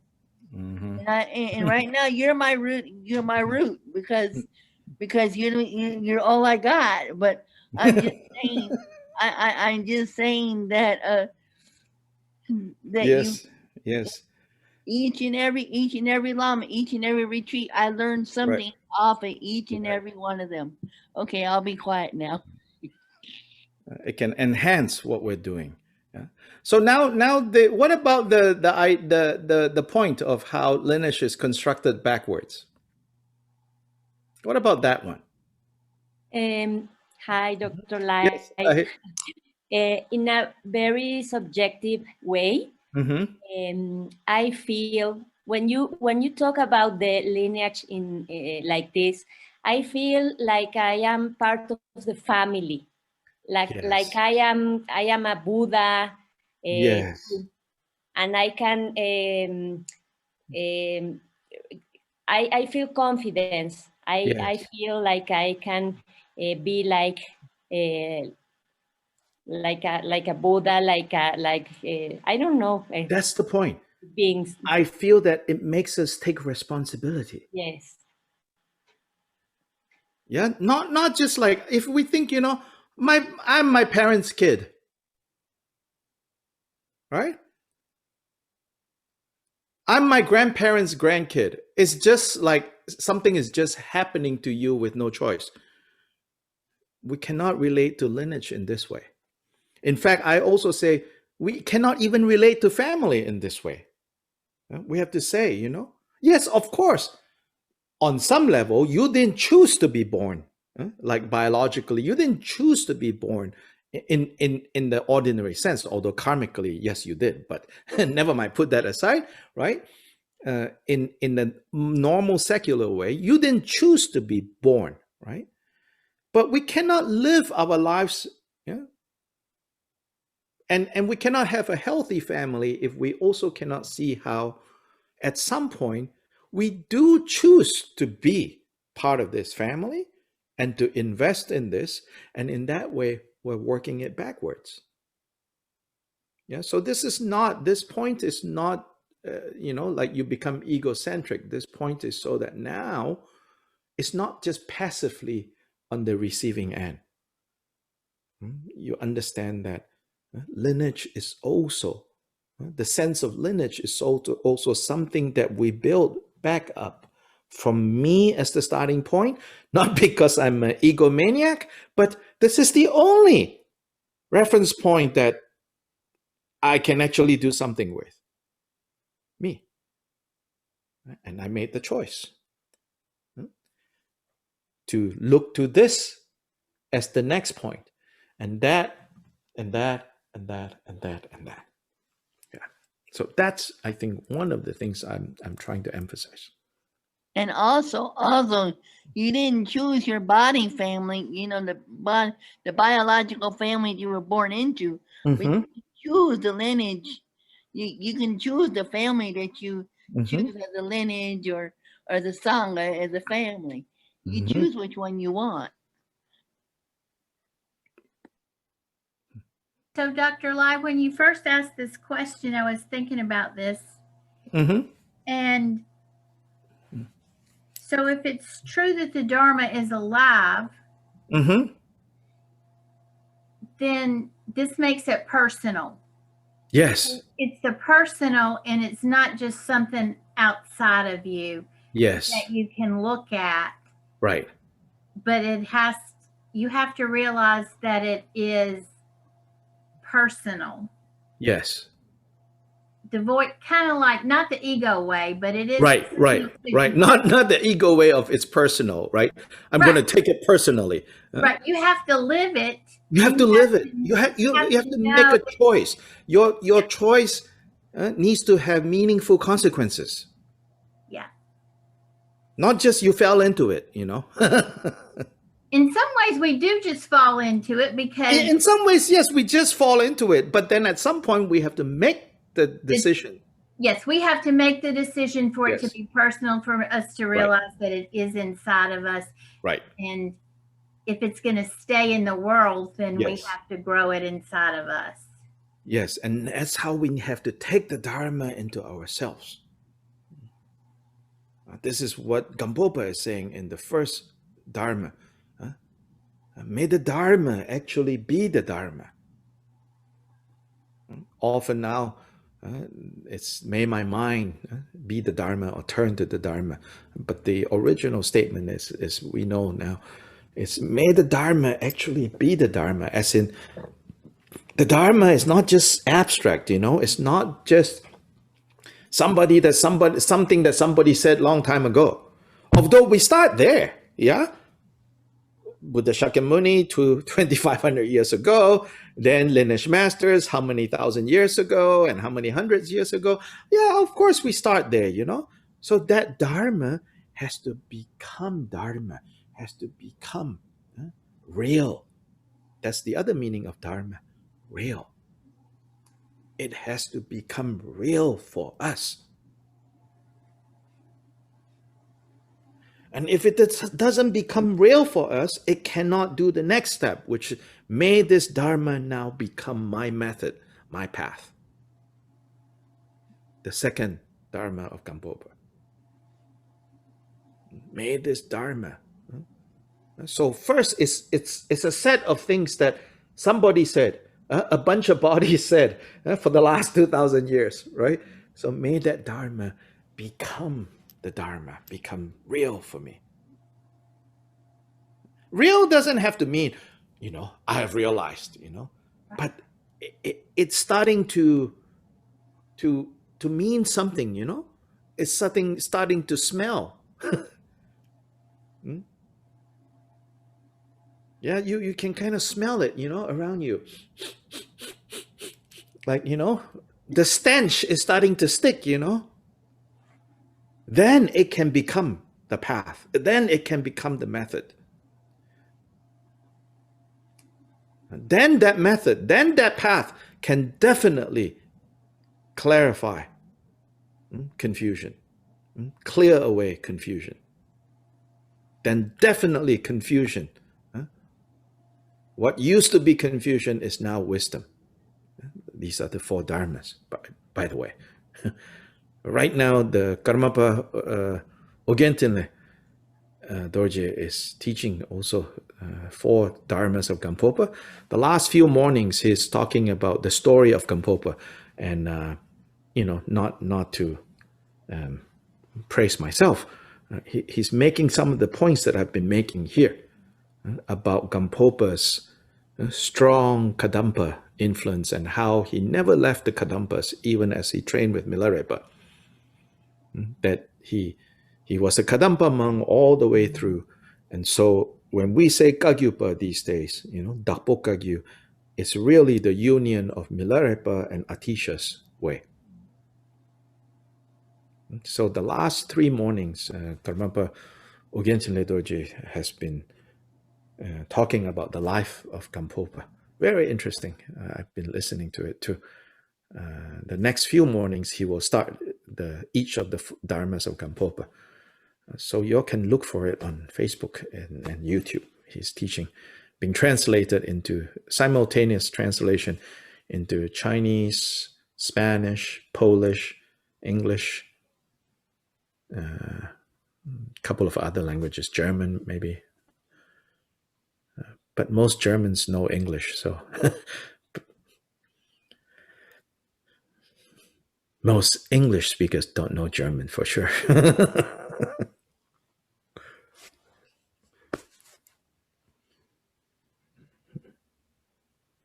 And then Khenchen Rinpoche has been teaching the Vietnamese, the 4 dharmas. This Sunday, this coming Sunday in the new year, will be part 3. And then the following Sunday, part 4. Yeah. If you have signed up the Dugun Dhamma Kirti on the website, maybe we'll send out some information there. Another place to connect with Dugun Dhamma Kirti is on the group, the Facebook group. We don't have a Facebook page. We have a Facebook group, private group. So if you asked to join. So now we are reaching the end of tonight. I want to reiterate and remind everyone. I said that, up until 2020, you participate coming and going is okay. And then we are also live streaming on Facebook. But come the new year, I will stop live streaming on Facebook.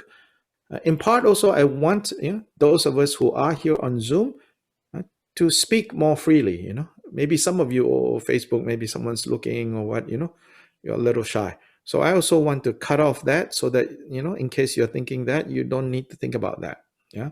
So we're just here in this Zoom room. Also, I feel like although on one level you could say, well, if you put it on Facebook, more people will see it and people, yes, there are advantages to that, no doubt. But at the same time, it can also become very diffused. Yeah, so when I say starting 2021, if you choose to participate, I ask that you make it intentional and not like casual, maybe, because it takes away from, the energy or the momentum that those of us who are committed to, it takes away from that. Yeah, I'm not going to make it like a rule. I'm not going to take attendance, ask someone to take attendance. 3 strikes and you're out. You didn't come for 3 times. I'm not going to do that. It's just not my style. But at the same time, I want to say, please, like commit to something, yeah, then the next step is, please also, everything is impermanent, you know? So at some point you might say, I don't think I want to continue. Please don't disappear. Yeah? Communicate with me. Then tell me to what degree you want to share with others that I can share with others, yeah, that you are not participating. But really, you're not participating to me is not because maybe, you know, like in the future, you don't participate because you're disappointed. I'm sorry. I'm sure I will disappoint some of you somehow, you know, without trying, you know. But, you know, like you're not participating. It's also not about anyone failing. It's just, you know, everything is based on causes and conditions. If the causes and conditions are no longer there, then it's not a problem, you know. So also not a problem, yeah. So to be committed, it's not like, you know, if you stop committing, it's like a divorce, you know, and everyone feels awkward about it. Also, no need for that, yeah. But do make a commitment if you're going to continue in the new year, yeah. And then at that point, you know, yeah, we have specific texts that I'll be sharing, yeah. Many of you, maybe at least half of you, already have versions of this text. And so, you know, you just need the updated ones. For those of you who are getting a new set, like this is the first time, now this is also about the being accountable, being intentional, yeah. Of course, a lot of work goes into preparing these texts, work and time and resources, right? I'm not going to like put a price tag because especially now we're not printing it out. Okay? In the past, when we were printing it out, printing it nicely, send it to the printers, then of course, you know, somebody has to be paid. Then at that time we said, you know, yeah, this text is this much, or that much. Yeah? But now when you get this new set of text, if it is completely new to you, I do want to suggest that your own self-deciding, yeah, what you're going to offer for those texts. And I think this is important for your own sake. Yeah. If you want to send that offering, right, to me, sure. But that's not the only way to make that offering. You can make that offering to your local Dharma center. Then you can just say, okay, I've given this donation to my local Dharma center. That's fine also. Yeah, I'm fine, you know, financially. Yeah, but an offering needs to go somewhere to receive those texts. So I don't really care where it goes. Yeah, you yourself decide how much. You yourself decide where it should go. If you want to put it in the direction of the Gung Dhammakirti, there's a link on the website. You know how to do it. Yeah. So there will be a set of texts, you know, practice texts. Right now, they are all just translated into English. Over time, maybe we'll have, you know, Spanish primarily, I think, within this group. These are the two main languages, you know. Yes. Is there a way you can print them in English, or I mean print them on paper and I will pay you? Or you have to reach out to someone in the actual area whom I'm sure, you know, they can print it out and get it to you. Oh. Yeah. So so now you can say, please, somebody who is in Asheville, contact me if you can help me print it out.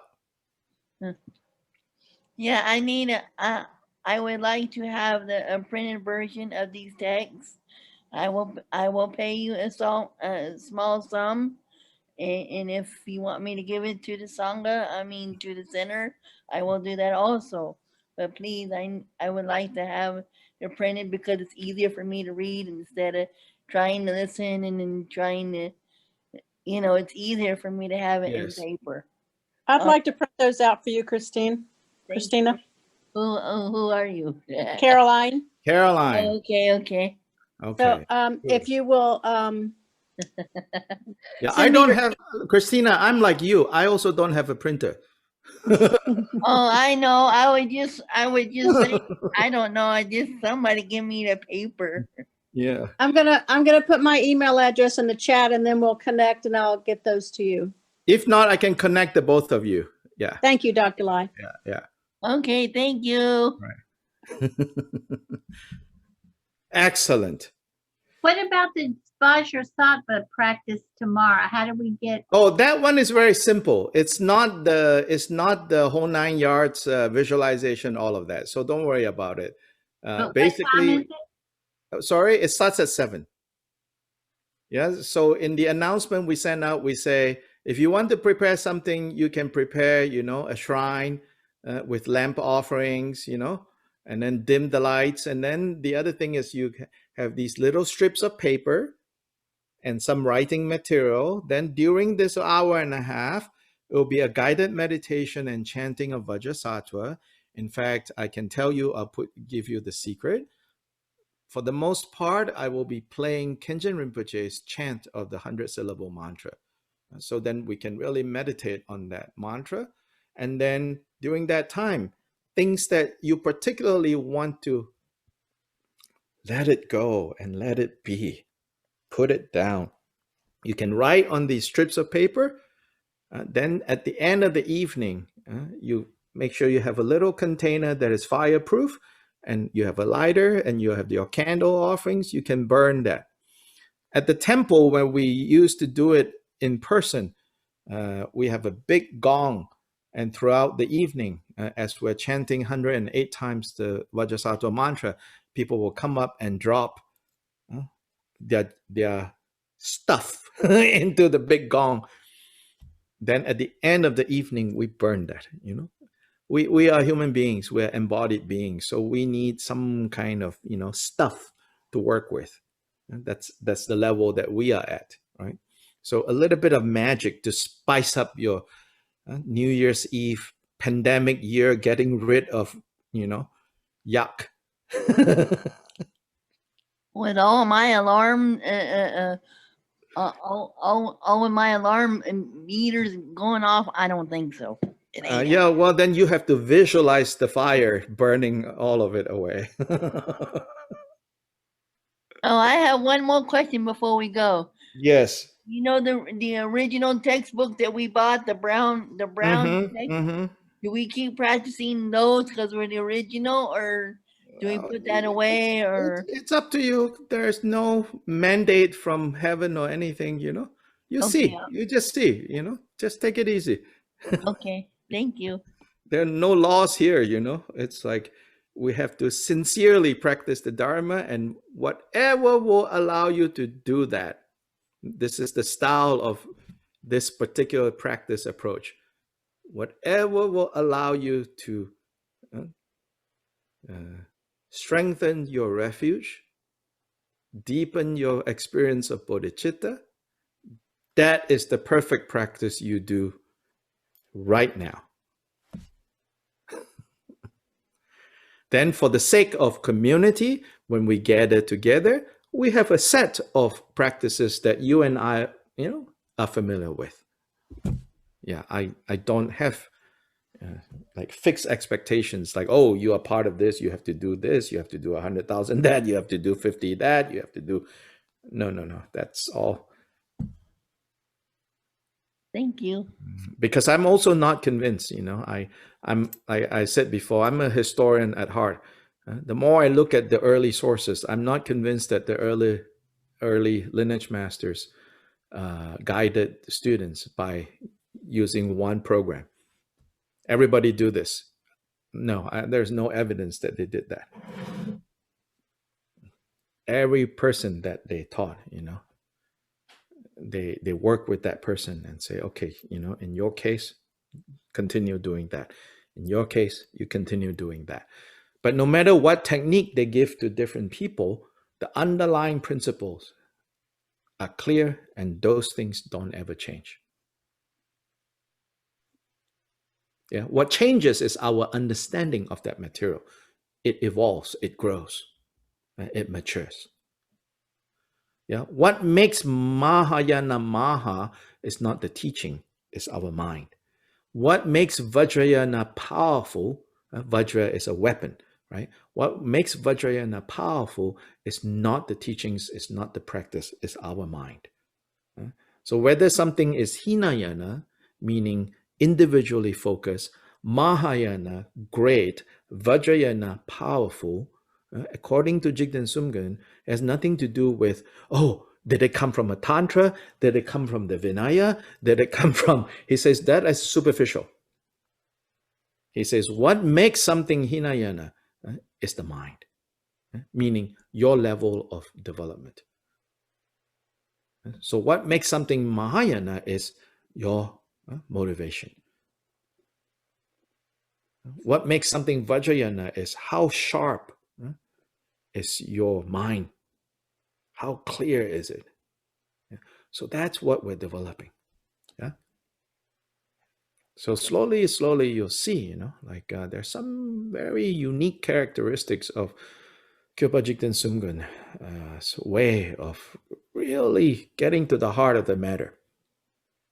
And I want to argue, I want to make the point, it's not dogmatic and it's not rigid. It's very vast, but also clear.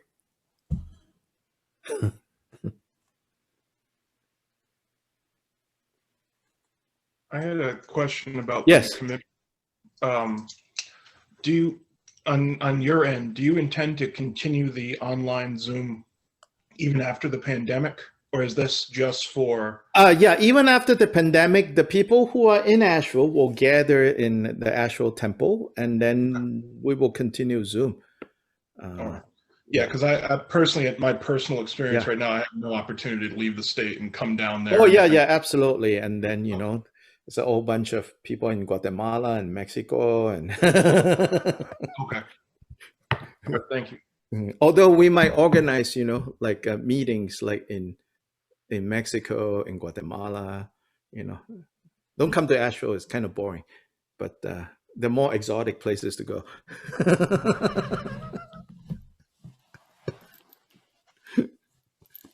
Although some of you have already been to Asheville. Jason, Jasper from Malaysia, both of you have been to Asheville. It was a lot of fun to have you guys here, for sure. Don't misunderstand. If you all want to come visit, we're very happy for you to visit. But I would rather go to exotic places. Exotic for me, of course. Me too. Yeah. Okay, so for dedication, we'll do a short, simple one, because again, sometimes too much chanting, reciting, we forget like what it is, So my favorite one is the one that actually is said to summarize Shantideva's Bodhicayavatara, which is that 4-line, right? It says, excellent, right, and precious bodhicitta.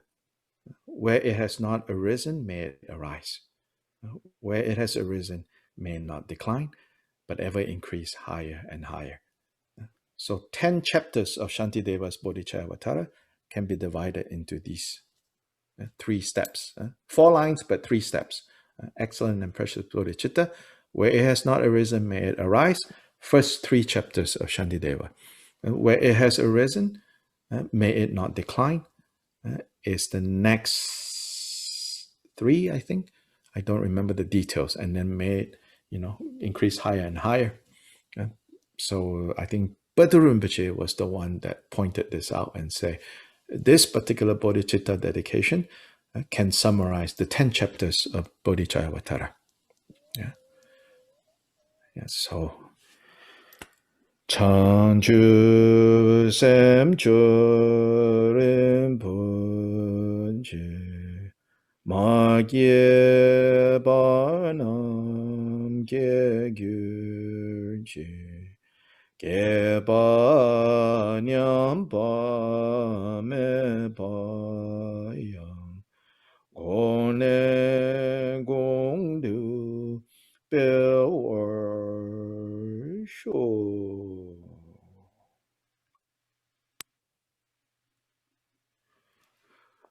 Okay, you all have a good day. You all have a good night. You all have a good year. Happy New Year. Yes. I'll see you tomorrow night. Yes. Yeah. 2020 is so strange. Tell me that. Oh my gosh. Thank you. Good night, Yes. everybody. Thank you. Thank you. Buenas noches. Buenas noches. Buenas noches. Gracias. Buenas noches. Muchas Buenas gracias. noches. Good night. Wait for Good you morning. in Mexico. You're welcome. Selamat pagi.